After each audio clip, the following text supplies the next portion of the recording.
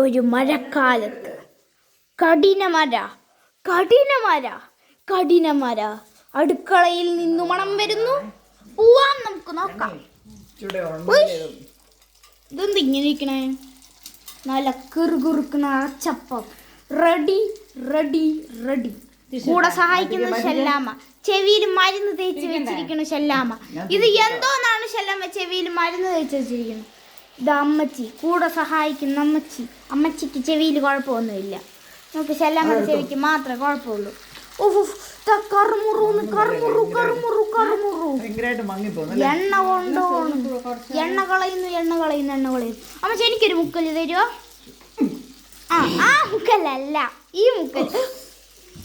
അമ്മച്ചി കാരണമല്ല. അതെ, അമ്മച്ചി കാരണ. ഞാൻ മിണ്ടൂല. ഇത് മതി, ഇല്ലെങ്കിൽ ഷോർട്സ് ആവില്ല.